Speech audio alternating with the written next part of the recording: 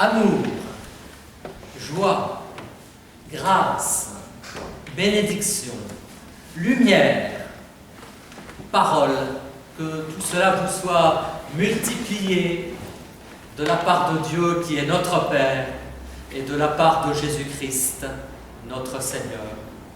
C'est lui qui a dit « Là où 2 ou 3 sont réunis en mon nom, je suis au milieu d'eux. » Bien que cette parole, la promesse qui est contenue, nous soit réellement bénédiction pour ce temps de culte et pour toute notre vie. Amen. Et je vous invite à vous lever pour entonner par le chant un premier cantique dont les paroles vont s'afficher sur notre écran.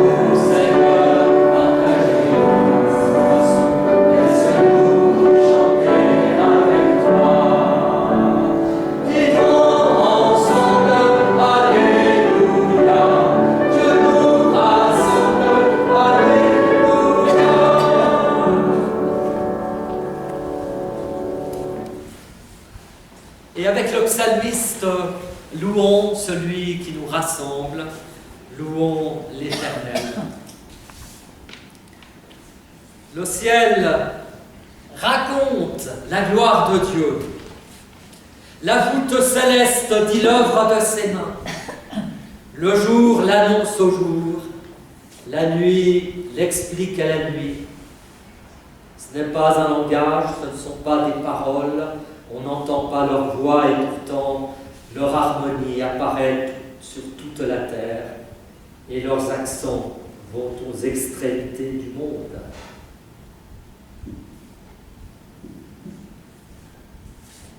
C'est là qu'il a placé une tente pour le soleil. Celui-ci, tel un marié sortant de sa chambre, tout content, se met en route, tel un vaillant guerrier. Il s'élance des extrémités du ciel. La loi du Seigneur est parfaite. Elle restaure la vie, le témoignage du Seigneur est sûr. Il rend sage le naïf, les directives du Seigneur sont droites. Elles réjouissent le cœur, le commandement du Seigneur est limpide. Il fait briller les yeux. La crainte du Seigneur est pure, et subsiste à jamais. Les règles du Seigneur sont vérité, elles sont toutes justes, elles sont plus précieuses que l'or, que beaucoup d'or fin, plus douces que le miel qui coule des lèvres. Moi-même, ton serviteur, je suis averti par tes paroles. Et pour qui les observe, l'avantage est grand. Qui peut connaître ses erreurs involontaires? Ô Éternel, tiens-moi pour innocent de ce qui m'est caché. Préserve-moi aussi des gens arrogants et moqueurs qui ne dominent pas sur moi. Alors je serai intègre, innocent de toute transgression grave. Que les paroles de ma bouche, ô Éternel, et le murmure de mon cœur soient agréés de toi. C'est toi, oui. Tu es mon rocher. Tu es mon Rédempteur. Alléluia. C'était le psaume 20 que nous avons lu, Clément et moi, pour vous. Et nous voulons répondre à cette prière de louange par un chant de louange qui dit notre reconnaissance d'être tous rassemblés ce soir pour ce temps de culte.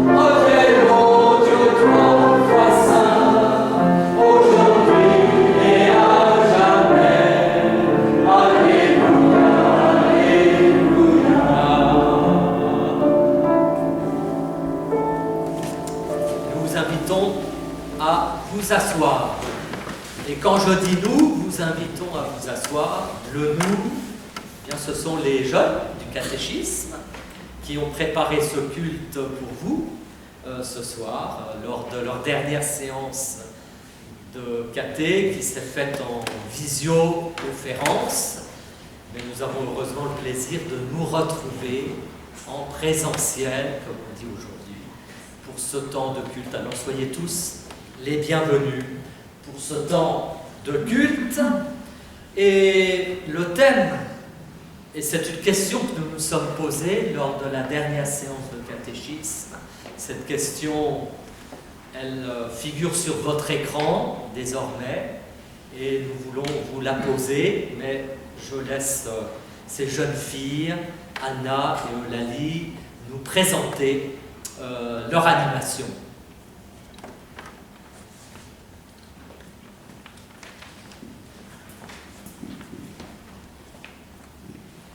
On a fait un sondage pour savoir ce que les gens pensaient s'il leur restait plus que 24 heures à vivre. Et en fait, on aimerait que vous découvriez ce que les gens ont dit.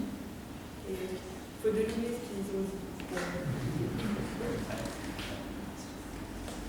Du coup, il y a 10 propositions. Et si vous en avez dit que nous.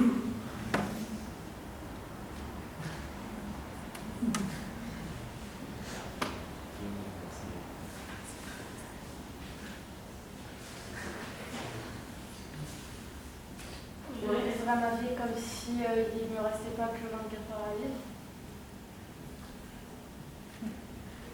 C'est en 10. C'est je ne changerai rien, je voudrais simplement un jour normal.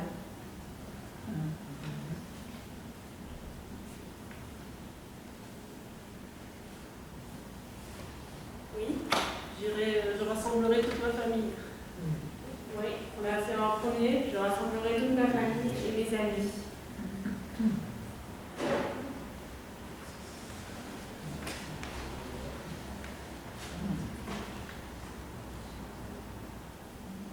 Je partirai en vacances. C'est Une journée de vacances.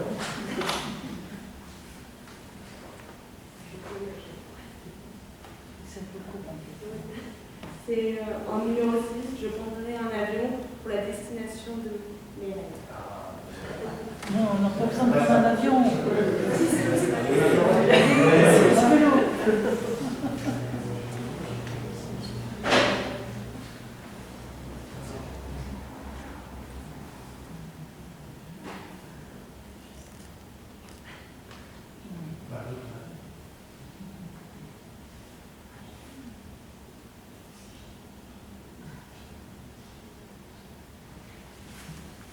Pour moi, c'est pareil, je rassemblerai toute ma famille et mes amis. Oui. Je ferai les trucs les plus dangereux que j'ai jamais osé faire.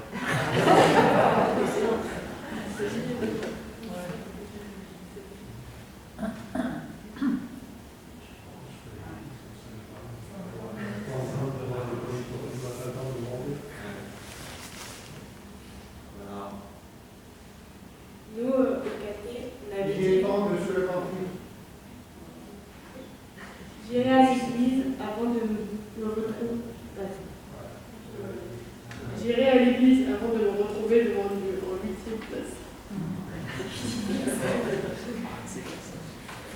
Nous, au caté, on avait dit beaucoup qu'on aimerait faire la fête. Oui. J'irai à mon accroche que j'aime. Ouais, c'est en 7e place.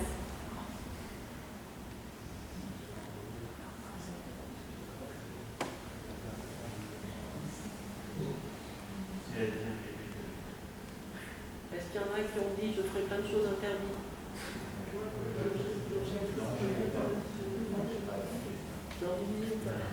C'est bien.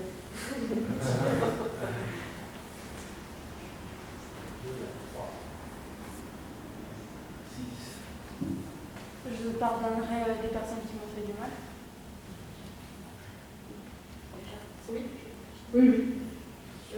En 3e place, je demanderai pardon à tous ceux que j'ai offensés. Ah, c'est pas pareil.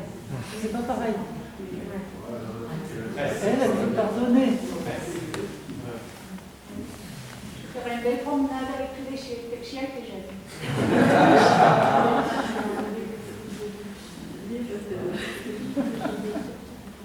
Là, je mangerai un bon repas au restaurant.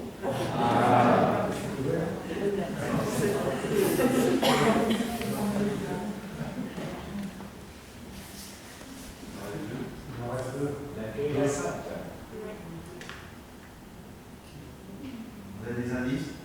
La 5, c'est pas pour nous. Enfin, je pense que nous, on est trop jeunes.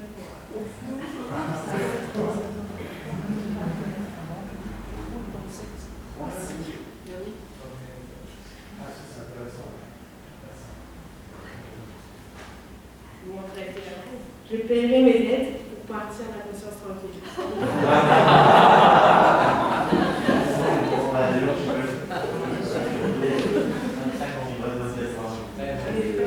Et la 2, il y en a qui l'ont un peu dit, mais c'est je partagerai avec mes proches les souvenirs des bons moments et vivrai un bon coup.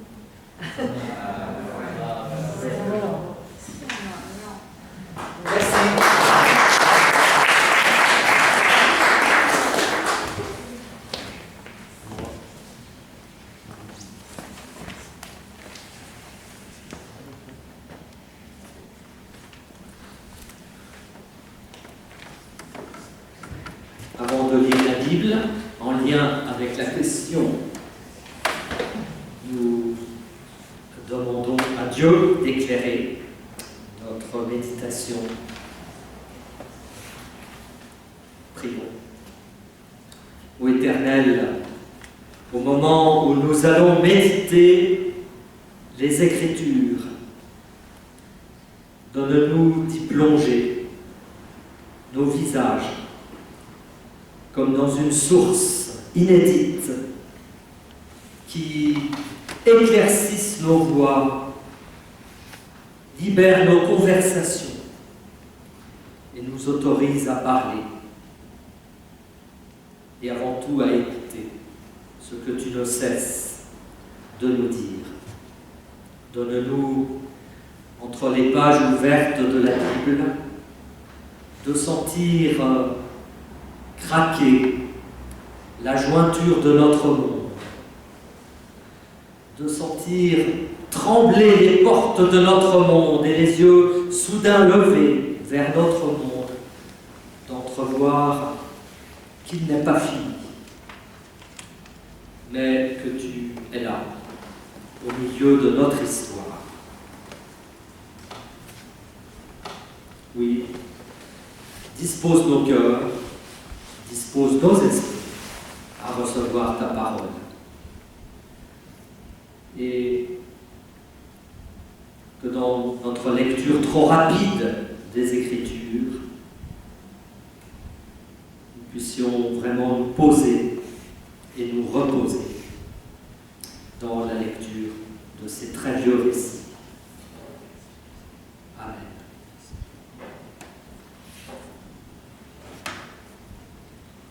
Pour notre méditation, c'est Amaury qui fera cette lecture du livre de la Genèse. Nous sommes donc au commencement du monde. Nous sommes dans un commencement. Dieu a créé le ciel, la terre et tout ce qui s'y trouve. Il a créé Adam. Il s'est même reposé au 6e jour de son œuvre, mais néanmoins, il manquait quelque chose. Quelque chose pour que cette création soit parfaite.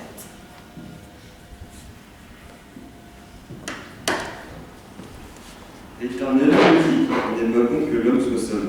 Je lui ferai une aide semblable à lui. Éternel, Dieu forma de la terre tous les animaux des champs et tous les oiseaux du ciel. Il les fit venir vers l'homme, pour voir comment il les appellerait, et afin que tous les êtres vivants portaient le nom que lui donnerait l'homme. Et l'homme donna des noms à tout le bétail, aux oiseaux du ciel et à tous les animaux des champs. Mais pour l'homme, il ne trouva point d'être semblable à lui. Alors l'Éternel Dieu fit tomber un profond sommeil sur l'homme, qui s'endormit. Il prit une de ses côtes et renforma la chair à sa place. L'Éternel Dieu forma une femme de la côte qui avait été prise de l'homme. Il l'amena vers l'homme. Et l'homme dit, voici cette fois celle qui est de mes os, qui est os de mes os et chair de ma chair.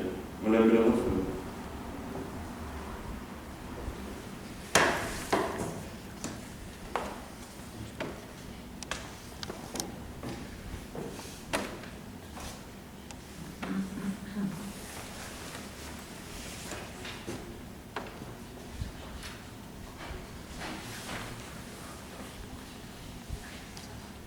Alors, qu'est-ce que vous feriez si vous n'aviez plus que 24 heures à vivre? Vous l'avez entendu.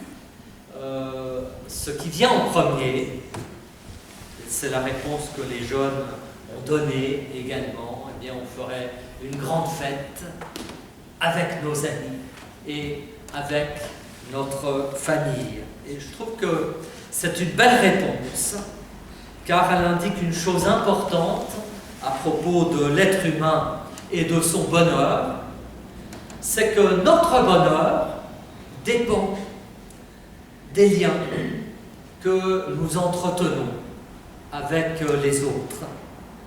Et c'est d'ailleurs ainsi que le projet créateur de Dieu avait été envisagé dès le commencement, puisque vous venez de l'entendre il y a un instant dans le livre de la Genèse. Lorsque Dieu crée le monde et lorsqu'il crée Adam, Adam se retrouve seul en Éden. Et c'est là que Dieu prend conscience qu'il manque quelque chose dans cette création. Et il adresse cette constatation: il n'est pas bon que l'humain soit seul. Et c'est une étonnante parole, car dans ce premier récit de création, vous connaissez, nous avons d'abord un refrain qui scande chaque jour de la création, et après chaque jour, Dieu contemple son œuvre et dit « cela est bon ». Et même, il ajoute, au 6e jour, après avoir contemplé l'ensemble de sa création, il affirme « cela est très bon ». Et après, juste après, surgit quelque chose dans notre récit qu'en hébreu, on nomme de cette expression « lo tov ». Il n'est pas bon. Oui, après le « il est bon », surgit comme une constatation de la part de l'Éternel, il n'est pas bon. Il n'est pas bon que l'humain soit seul. Et Adam, on le sait, est à ce moment-là dans le jardin d'Éden, mais il est en effet tout seul. Et cette solitude est qualifiée de lo tov, pas bonne. Et c'est pourquoi Dieu décide de poser un dernier acte de création que vous connaissez. Il veut offrir à Adam un vis-à-vis, et vous l'avez entendu, il fait défiler devant Adam toutes les espèces qui existent sur la terre, sous la terre et dans l'air, mais il constate qu'il n'y a pas de vis-à-vis à travers tout ce règne animal qui défile devant Adam. Et c'est déjà une première indication qu'on peut avoir un chien, un chat à la maison. Et personnellement, j'ai un chien, nous sommes heureux d'avoir un chien à la maison, mais quelque part, ça ne comble pas la solitude de l'être humain. Il faut quelque chose d'autre. Il faut quelque chose d'autre, comme si le règne animal était trop éloigné de l'humain pour lui servir de répondant. Et alors, vous l'avez entendu, Dieu essaye autre chose. Il entreprend une sorte d'opération chirurgicale. Il endort son patient, Adam.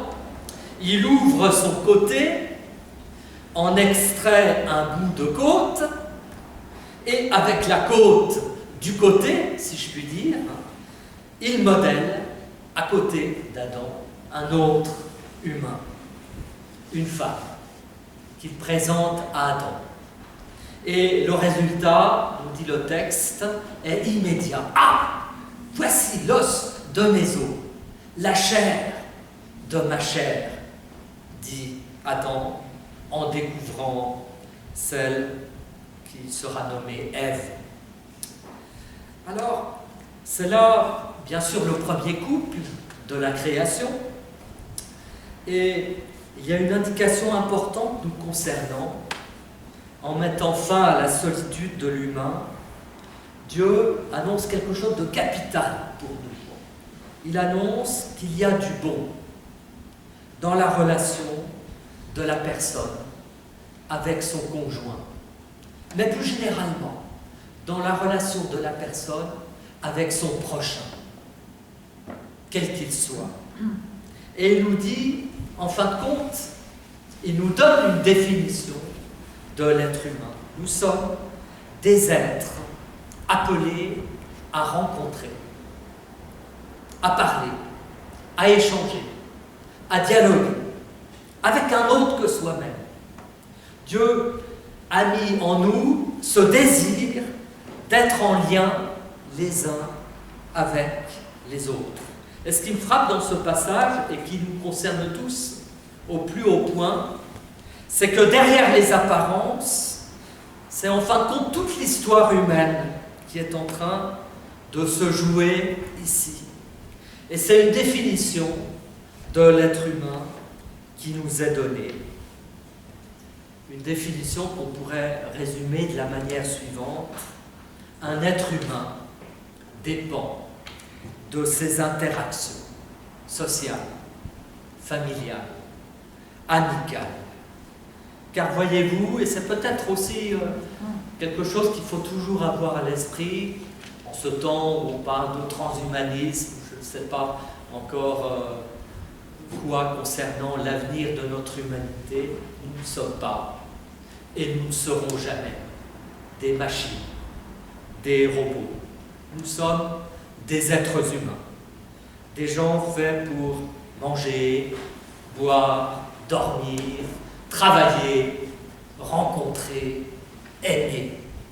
Et je sais bien qu'on a défini l'être humain de quantité de manières. On a dit qu'il était le seul à se tenir debout sur ses deux jambes.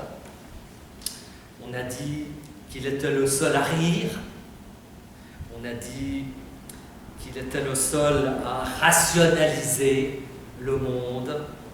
Et un célèbre théologien qui avait toujours une pipe à la bouche disait qu'il est le seul être humain, ou être tout simplement, capable de fumer. Et c'est Karl Barth qui disait ça. J'avoue que peut-être que ce qui nous caractérise d'abord et avant tout, c'est que nous sommes des êtres de relation, appelés à rencontrer les uns et les autres, et appelés à rencontrer aussi notre Seigneur. Mais, chers amis, si je dis tout ça, c'est que le problème que nous vivons en ce moment, vous l'avez bien compris, c'est que toutes nos interactions sont comme remises en question depuis maintenant presque un an. Et on sent bien qu'on perd quelque chose de ce qui est la vie en plénitude. Ce profond désir d'être en lien les uns avec les autres est troublé par les contraintes qui bouleversent notre vie quotidienne et en particulier qui bouleversent toutes nos relations sociales. Et s'il fallait essayer de faire une sorte de décryptage théologique de la situation, il me semble que c'est presque une évidence que de dire que l'être humain n'est pas seulement, comme on veut nous le faire croire, quelqu'un qui est appelé à vivre et à être en bonne santé seulement. Mais il est peut-être essentiellement d'abord quelqu'un qui savoure la vie par les relations qu'il établit avec son prochain. Je ne nie pas bien sûr cette priorité de la santé à tout prix, et nous sommes les chrétiens les premiers à prendre les mesures nécessaires de distanciation comme nous le faisons ici dans notre temple en portant le masque et en gardant cette distanciation non pas sociale mais physique nécessaire. Mais je voudrais simplement rappeler combien dans les Écritures, depuis la Genèse, c'est-à-dire depuis le commencement, il nous a donné une définition de l'être humain qui va bien au-delà de la définition médicale qu'on voudrait nous en donner. Et vous me répondrez que, bien sûr, il y a d'autres moyens d'être en lien les uns avec les autres. Et vous les jeunes, mieux que quiconque, vous savez que c'est très facile de garder des liens puisque vous connaissez un outil parfait qui crée du lien, qui met tout le monde en contact. Et c'est quoi? Internet en particulier, les réseaux sociaux et tout ce que vous manipulez avec beaucoup plus d'aisance que moi-même. Mais je vous répondrai, c'est vrai et c'est faux à la fois. Les réseaux sociaux, Internet, ont bel et bien comme ambition de créer du réseau, de mettre les gens en relation les uns avec les autres. Et il est formidable même de pouvoir communiquer et même voir le visage de ces enfants, petits-enfants qui travaillent à l'autre bout de la planète. Et heureusement qu'il existe ces moyens de communication qui font que, en quelque sorte, nous sommes proches, quelque part, les uns des autres, même si nous pensons être éloignés, et nous le sommes géographiquement. Et néanmoins, nous sommes devant ce paradoxe. Les réseaux, au lieu de renforcer les liens, finissent en fait étrangement par les affaiblir. Et nous écrivons une vérité, par exemple, sur Twitter, en moins de 140 signes, mais qui ne supporte pas réellement la véritable contradiction de vrais échanges, de vraies rencontres. Et du coup, ce qui devrait créer du lien, ce qui devrait créer des échanges, ce qui devrait créer des débats, des dialogues, eh bien en fait, renforce la solitude et renforce la bulle dans laquelle chacun, petit à petit, me semble-t-il, est en train de s'enfermer. Et tel est sans doute l'enjeu de votre génération. Repenser autrement les réseaux, raconter autrement, dialoguer autrement, rencontrer autrement, échanger différemment les uns avec les autres. Comme dirait Maître Yoda, Vous connaissez, dans la guerre des étoiles, on pourrait dire que c'est un grand éducateur quelque part. Il a dit, comprendre le monde, tu pourras. Et maintenant, vous comprenez pourquoi Maître Yoda parle à l'envers. Parce que, on le sait, les meilleurs professeurs vous confient toujours un trésor par leur enseignement, par leur connaissance. Mais ce trésor est comme une sorte de puzzle. C'est à chacun de remettre les pièces dans l'ordre pour construire la longue phrase de l'histoire de l'humanité qui a commencé en Genèse, lorsque, au commencement du monde, Dieu a dit et a constaté, en voyant Adam seul dans ce jardin d'Éden, il n'est vraiment pas bon que tu sois seul. Et je partage cette parole qui nous vient du plus fin fond de l'histoire de notre humanité. Finalement, il n'est pas bon que nous restions seuls et que nous demeurions seuls dans notre bulle. À nous de continuer à construire l'histoire ou la phrase de l'histoire de l'humanité avec les mots de l'Évangile. À nous d'entrer alors, non seulement en relation les uns avec les autres, mais bien sûr aussi avec celui qui nous rassemble ce soir. Amen.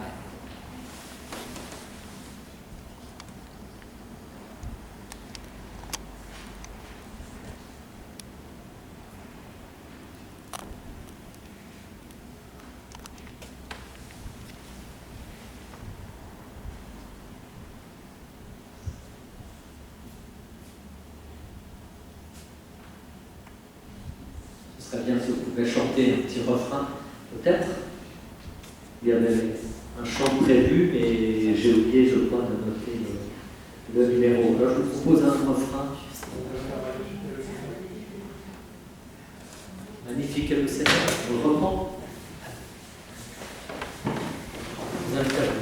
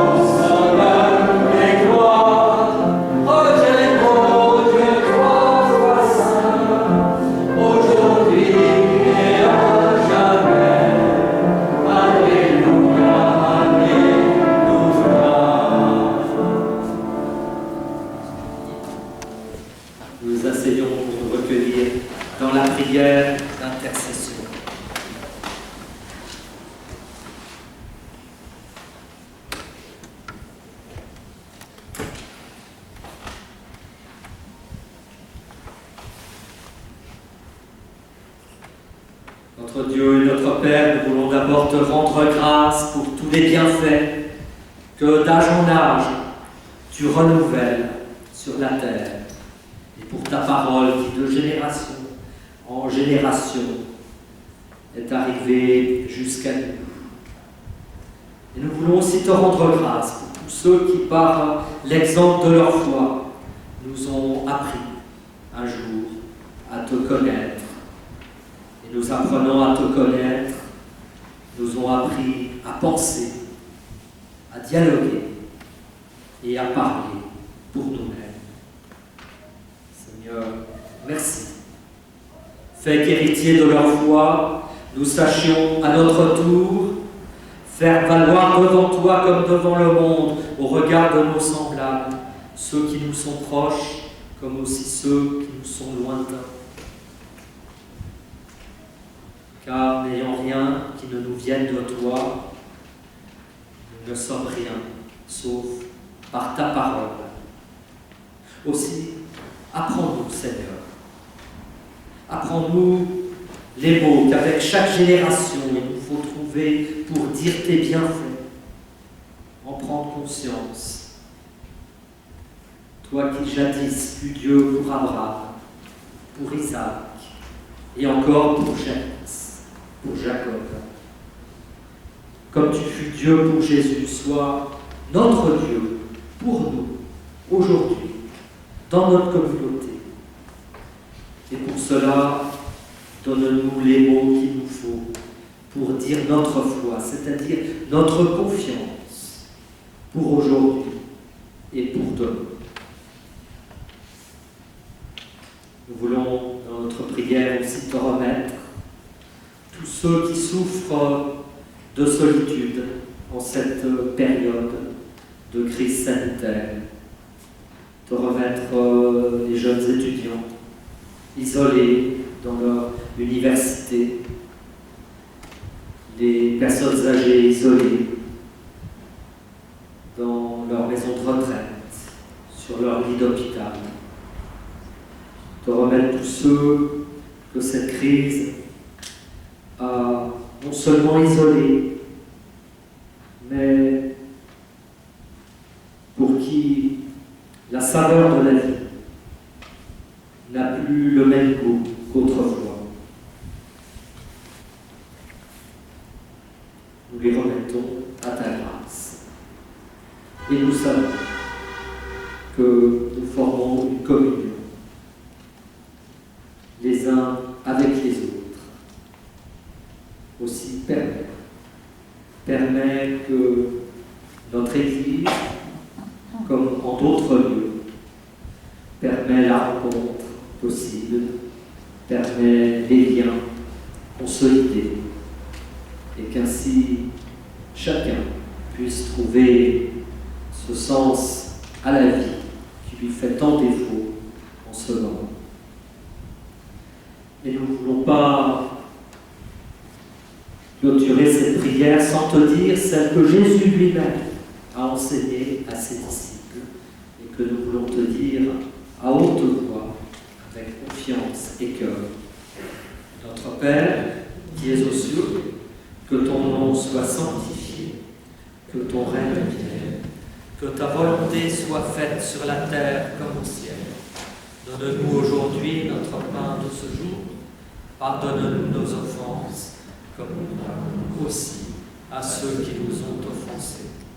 Et ne nous laisse pas entrer en tentation, mais délivre-nous du mal, car c'est à toi qu'appartiennent le règne, la puissance et la gloire pour les siècles des siècles.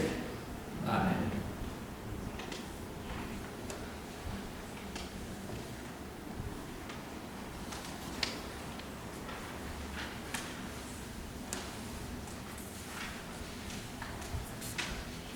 Avant l'offrande, quelques annonces.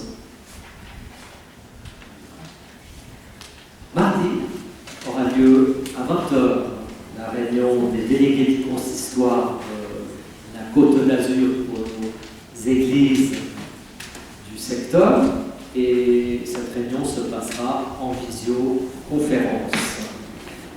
De la même manière, notre groupe du Moulin de jeudi soir, 18h30, aura lieu en visioconférence, et c'est Pierre Bernard qui sera notre invité et qui évoquera cette question du lien entre science et foi. Donc je recommande ce groupe du Moulin pour s'inscrire auprès d'Isabelle, ou bien vous envoyez votre mail et nous vous renverrons le lien qui vous permettra de suivre ce groupe du Moulin.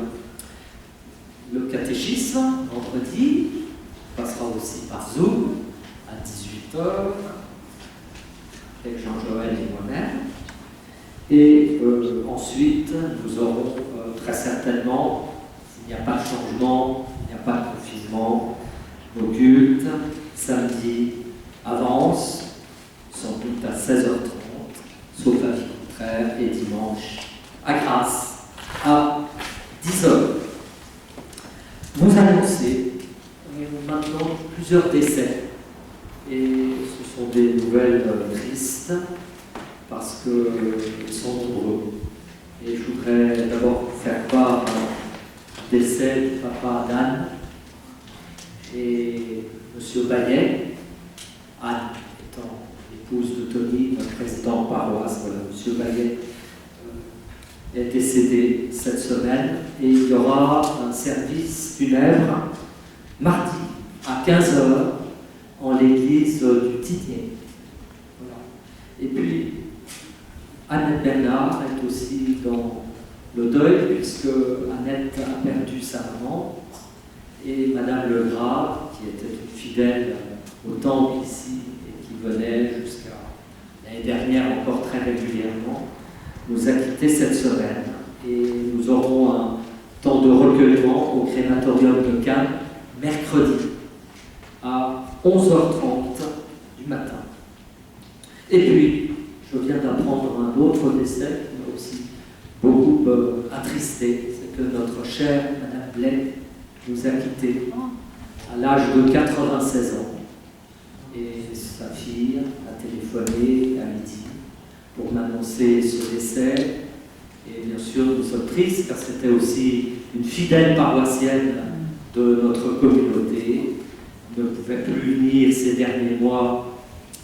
Crise sanitaire oblige, mais j'aurais pu lui rendre visite il n'y a pas encore très très longtemps, juste avant Noël, pour voir qu'elle était encore à ce moment-là bien. Malheureusement, la Covid l'a emporté et nous sommes à la fois reconnaissants pour ces 96 années que Dieu lui a accordées dans sa grâce et tristes de ce départ. Les obsèques n'ont pas encore été fixées, mais je préviendrai, bien sûr, le moment venu du jour et de l'heure. Je remercie les jeunes pour leur présence et pour leur participation active à ce culte. Merci aussi aux techniciens qui enregistrent le culte pour nous et pour la vidéoprojection des paroles des cantiques. Nous allons maintenant nous séparer et avant un dernier chant et bien sûr la bénédiction, ce sera le moment de l'offrande. Pour cette offrande, deux jeunes peut-être, Noélie et Clément, merci.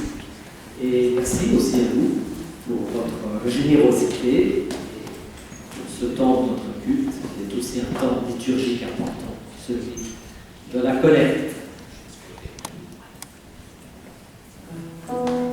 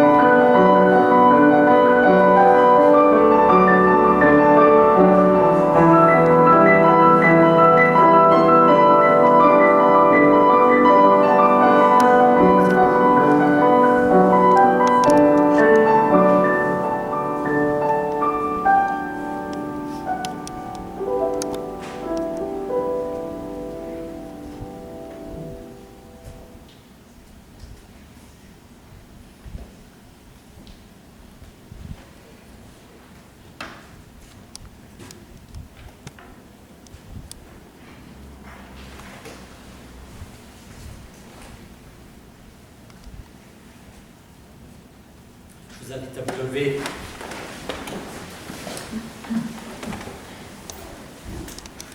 Frères et sœurs, allons maintenant, allons vers nos amis, allons vers nos prochains, allons vers la vie, allons vers les inconnus, allons et annonçons à tous la bonne nouvelle du salut manifesté en Jésus-Christ. Et rappelons-nous cette parole, il n'est pas bon que l'humain soit seul. Sur ce chemin, nous ne sommes pas seuls. L'Éternel nous accompagne. Le Seigneur te gardera de tout mal. Il gardera ta vie. Le Seigneur te gardera lorsque tu sortiras et lorsque tu rentreras, dès maintenant et pour toujours. Amen.